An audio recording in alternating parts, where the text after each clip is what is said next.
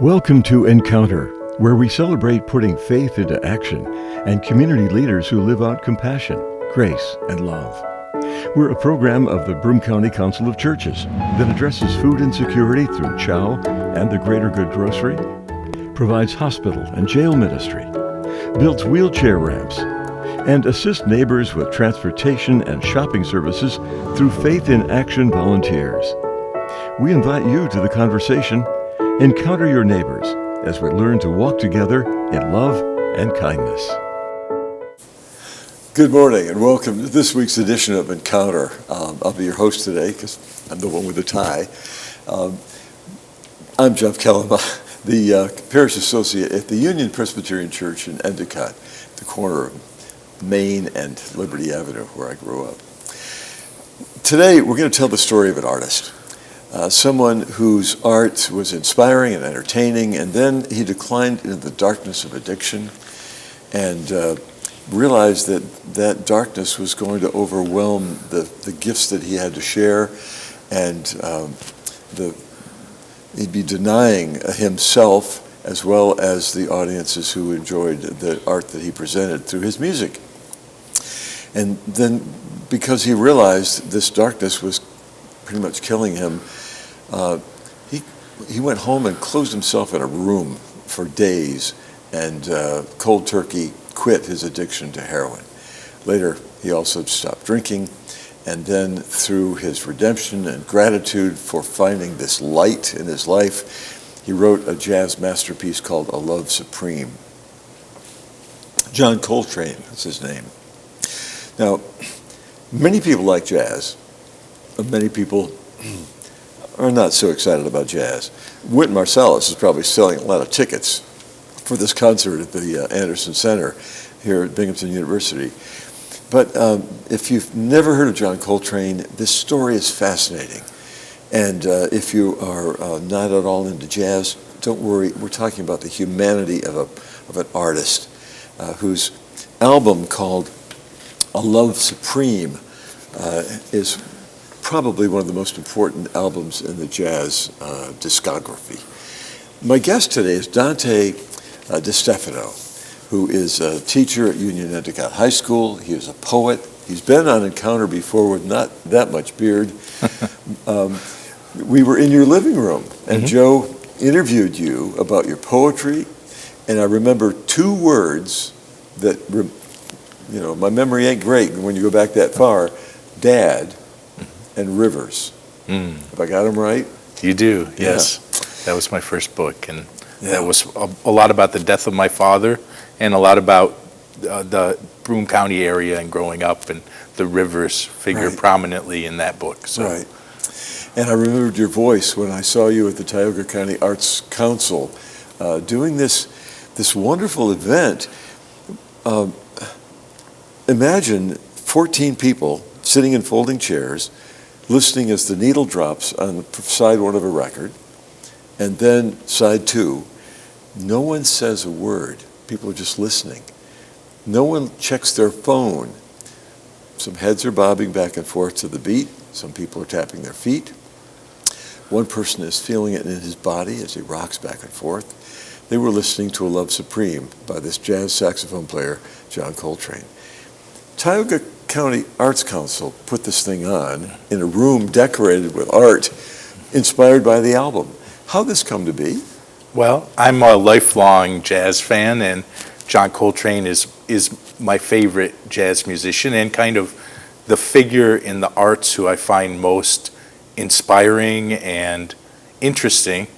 And so my wife, who's the executive director of the Tioga Arts Council and has been for several years, decided that it would be a good idea to continue some of the multimedia exhibits that we do with a tribute to John Coltrane, and particularly thinking about how local artists and poets from across the country might engage A Love Supreme and Coltrane's legacy. So we had poets from Washington, D.C., and Vermont and Georgia, and some local poets as well, responding to A Love Supreme, the album. And then we had, my wife made broadsides, which are kind of like one sheets that have the poem on them, and then paired it with the visual art paintings that were hanging in the gallery. Yeah. So she created this dialogue between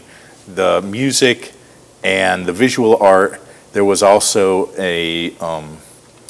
an audio visual, what do you call it? VR, virtual reality, exhibit where you could find out things about Coltrane and the album in that way. So it was very much in spirit of the album A Love Supreme, because A Love Supreme is an album that began with poetry, because at this time, when he recorded this in 1964, he was newly in love with Alice MacLeod, who became his wife, Alice Coltrane. They were newly married. They had a young son, and he was writing poetry to her, which was not something that he had done much before. Although in his early years he was exposed to Langston Hughes and Paul Laurence Dunbar's poetry through his maternal grandfather, who was a minister in the Methodist Church. Both of his grandfathers were ministers, so he grew up in the church, and he grew up with two parents his father was a tailor, his mother was a seamstress. Both of them were musicians, amateur musicians. His father played fiddle and guitar, his mother played the piano, and of course they had the music of the church. So he grew up in the gospel tradition. He grew up saturated with the blues. He was born in North Carolina, in Hamlet, a small town in North Carolina, in 1926. That's the same years as some of the first Hot 5 recordings from Louis Armstrong came out. So his lifetime kind of spans this whole arc of recorded jazz in an interesting way. He dies in 1967 of liver cancer at 40 years old. So he's grounded in the church. An interesting story about this too is that when his father and many of his other relatives die when he's 13, his maternal grandparents die, one of his aunts dies, he eventually moves to Philadelphia when he's 18 after he finishes school in North Carolina, and by that time he was really immersed in playing the saxophone. He'd started playing the clarinet, but he got hooked on Lester Young, and so he transitioned to the alto sax and then the tenor sax. And when he moves to Philadelphia, he's living in apartments in Philadelphia that they're very close together, and he's practicing all the time, and his neighbors get mad. And a local minister finds out that his neighbors are threatening to kick his aunt out, who he's living with, and he offers Coltrane the ability to practice in his church. So when he's 18, 19 years old, he's practicing in an empty church by himself. Yeah. And then years later, after kicking his heroin addiction, as you mentioned, and after a lot of other things, he returns with this incredible love note to the Almighty, which is, kind of a really audacious act, but so there's something about his life that all of these experiences culminated in this album, I think. And that's probably true of all of our stories, not as publicly as Coltrane's, but when I look at my story, both my grandfathers worked at IBM, and I think 3 or 4 members of my family had worked at IBM. My dad worked at IBM. So that's part of what made us who we were. And then there are others in this community who worked at EJ, and so the whole EJ neighborhoods, these things shape us. We grow up, many of us went to church as kids, many of us dropped out as, teenagers or adults. Many of us face the same temptations that Coltrane faced. Some of us crawl out of it and find redemption and salvation, through either the work of someone else or on our own. He found it on his own. He he didn't go into rehab someplace. He closed the door, right? What's that story? Well, he's. I don't mean to jump too far ahead. No, that's not.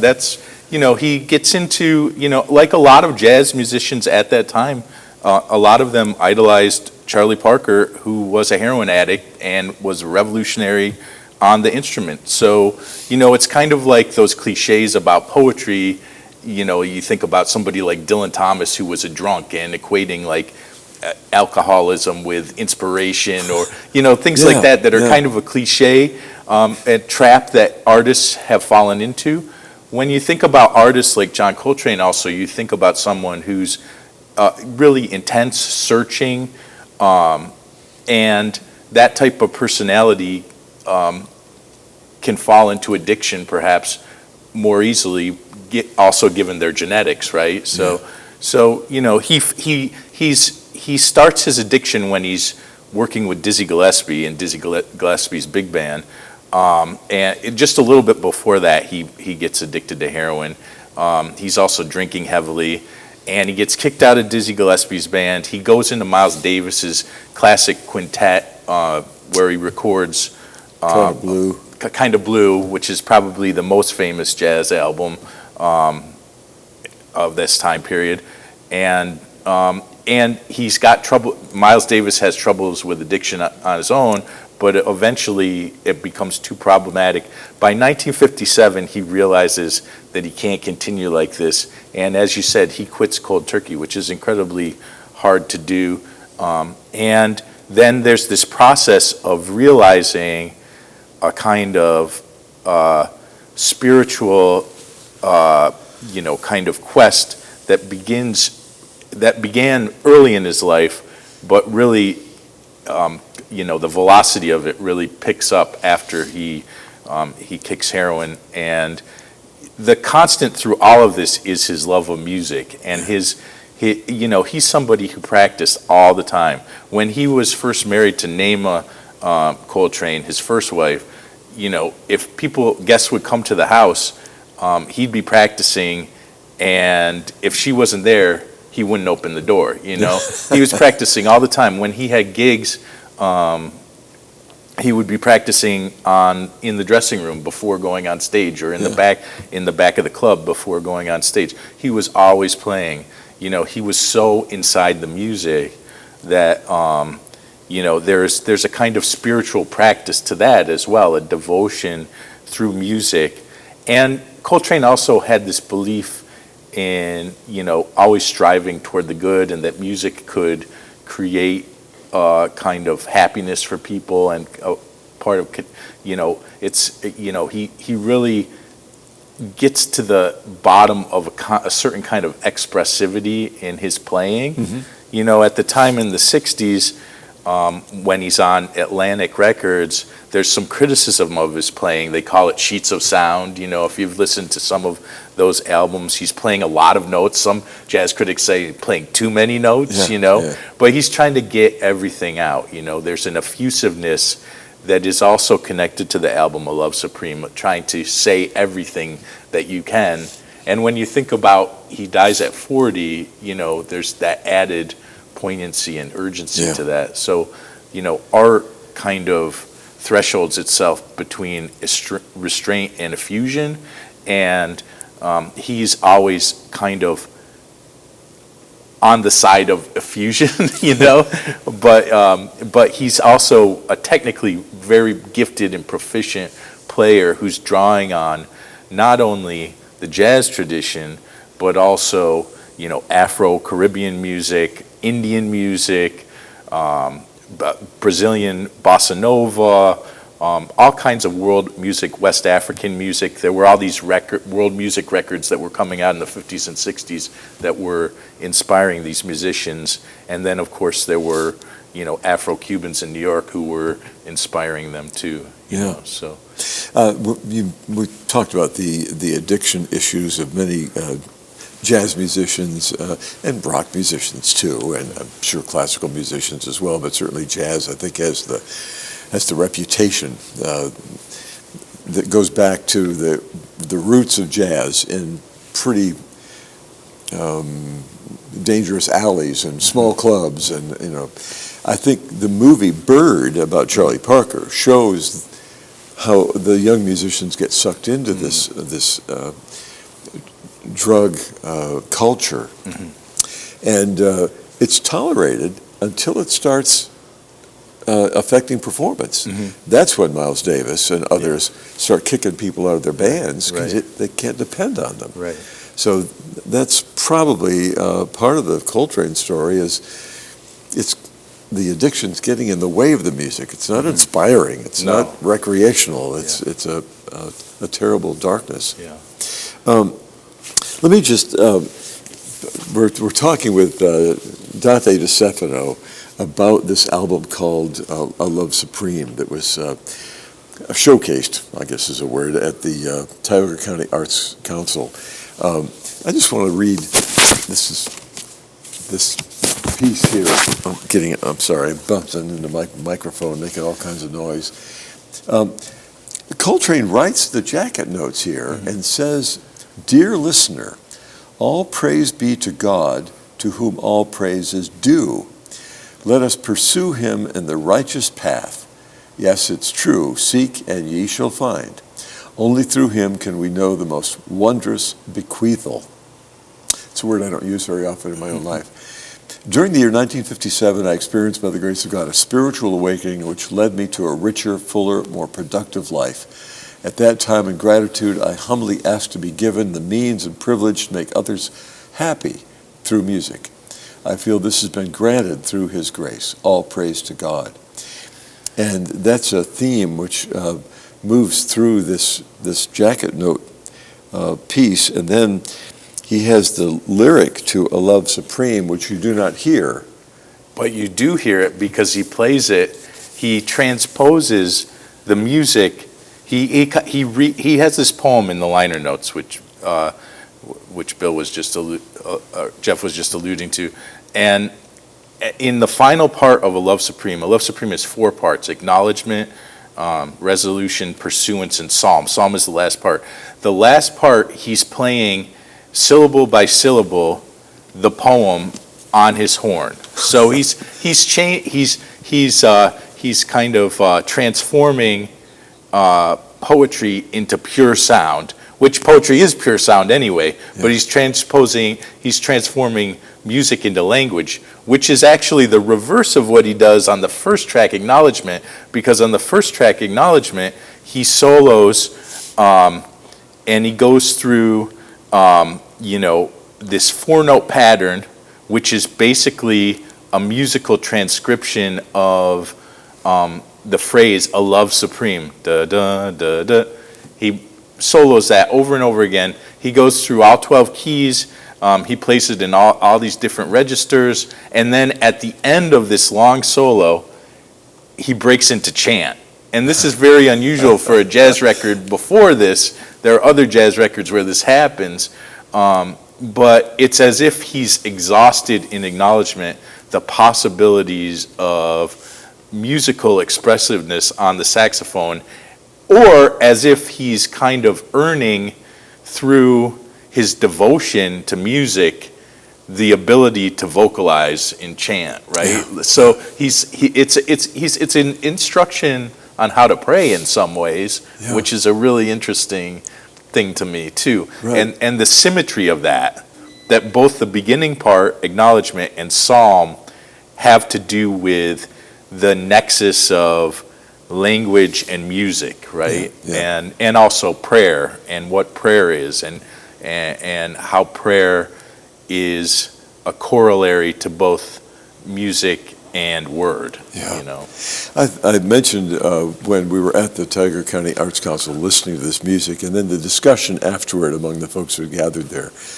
By the way, I have to say, a jazz musician friend of mine who grew up in Owego said, when he heard about this event, John Coltrane's A Love Supreme being talked about in downtown Owego, he thought it was so, Owego wasn't exactly known as the jazz center of the Triple Cities, or Tioga County for that matter.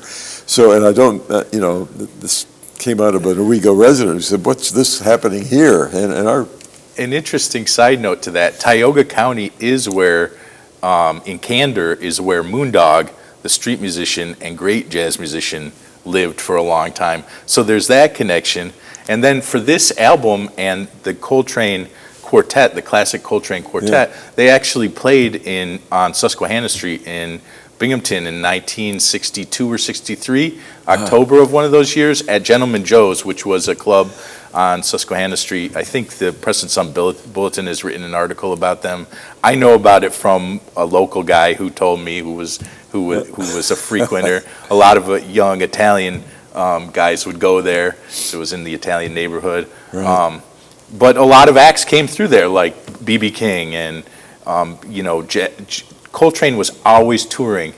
With this classic quartet that made A Love Supreme, he was on the road 45 weeks of the year, playing 6 days a week, playing 3 or 4 sets a night. So you can't imagine a tighter band than that, And the personnel were John Coltrane on tenor sax, McCoy Tyner piano, Jimmy Garrison on bass, and Elvin Jones on drums. Yes. One of the Jones boys. One of the greatest. And of course, Garrison and Tyner were both Philadelphia guys, and they were about 10 years younger than Coltrane, and they saw him go through his heroin addiction. They were playing with him at the time, and they were also, all 4 of those guys were really testing the limits of their instruments. Garrison is as exploratory on the bass, if you listen to A Love Supreme, as Coltrane is on the horn. And Elvin Jones, as a drummer, he doesn't only keep time, he's also very aware of the melody, and there's all this polyphonic kind of drumming that goes on top of the swing that he maintains. So and then of course McCoy Tyner is just an incredible talent on piano. I hope I'm remembering this right, correctly, that when Coltrane was playing A Love Supreme, I think it was McCoy Tyner who has this puzzled look on his face because he doesn't know where things are going. There's something that's taken over here, a spirit that's moving Coltrane, and the musicians are just thinking, well, okay, here we go. Yeah. It's not all written notes necessarily. No. It's all improvisation. It's all a discussion between the four musicians in the moment. And of course, they were practicing these parts of this suite on the road, all over the place, in small clubs, and in big clubs in New York and places like that. So they were familiar with the music, but when they get in the studios, in Rudy Van Gelder's studios in Englewood Cliffs, New Jersey, famous producer and recording engineer, they record the whole thing in 4 hours, which is amazing. There's not a lot of alternate takes on it. There's a little bit of overdubbing on Psalm. If you listen, another saxophone comes in at the end. There's the timpani, but then, which is Elvin Jones is playing, but then there's also some cymbal clashes that are playing at the same time. So there's not a lot of post-production. This is a time when recording technology was a lot simpler. There's 2 tracks. The guys don't have they don't have earphones in. Yeah. They're listening to each other in the space that Rudy Van Gelder created for them. A lot of people now are recording in a booth. Yeah. So you're isolated from the other musicians. You can hear them through their headphones, but that doesn't replicate the excitement and energy of a live performance where you can see each other, right, and as well as hear each other. And you have to listen to each other too. That's the other thing, which is also, that conversation that unfolds in this album is also a model for Coltrane's belief in human interactions with the divine. Yeah. It would be natural to say, oh, well, let's listen to a little piece of this. But how do you play an album on TV and then so that's very difficult. The radio stations could play it. They've got the licenses and stuff, but we can't do that. But it can be found. I think if people Google "A Love Supreme," John Coltrane, they'll find you'll find the music online. Yeah, you can find it on Spotify, on YouTube. There's only 3 recordings of it besides the album. There's a live recording in Seattle. There's a recording in Antibes. if you're a casual jazz listener, and you want to know why A Love Supreme is important, one reason is because it influenced generations of musicians. Immediately, it influences people like Bootsy Collins, Neil Young, Rick James, the guy from Earth, Wind and Fire, Maurice White. Yep. Yeah. Joni Mitchell. Santana, John McLaughlin, so all different rock is very much influenced by this music. So is gospel, so is the Campbell Brothers in Rochester did a great pedal steel gospel rendition of A Love Supreme. And so the influence is very pronounced, but also it's important to remember Coltrane only recorded for 12 years. That 12 years from 1955 to 1967, he accomplished more in those 12 years than you could accomplish in 7 or 8 lifetimes. That 12 years is also sandwiched between 1954 is Brown versus the Board of Education, and 1968 is the assassination of Martin Luther King Jr. Yeah. So the whole arc of this intense period of civil rights struggle is soundtracked by Coltrane's recording career, and really this is his recording career is a kind of dramatization of kind of revolutionary Christian activism, thought. It's a precursor to the Black Power movement in a lot of ways, and it's really informed by what's going on in the United States at the time. So. We don't get any feed. We're not pushing this album so that we get any kickback from this. There's no payola here. It's been our theme for this program to think of A Love Supreme as Coltrane's response to his liberation from his addiction and the focus of his music. Coltrane gives us a benediction for today. He says, "Live clean." This is from a book called Experiencing Jazz, a listener's companion by Michael Stevens. You can also find some Coltrane references in Bill Carter's wonderful book called Thriving on a Riff, Jazz and the Spiritual Life. But Coltrane says, "Live cleanly, do right. You can improve as a player by improving as a person. It's a duty we owe to ourselves." He perceived music making as something akin to a religious experience. Dante Stefano has been our guest today, a poet and a teacher at Union Endicott High School, and I thank you for watching and listening to today's program, brought to you by the Broome County Council of Churches in cooperation with WBNG-TV, and our appreciation to the Town Square media stations for carrying the audio portion of our program. I'm Jeff Kellam, hoping that in the coming week you'll be gentle with people and with yourself. And we'll see you again next week on Encounter.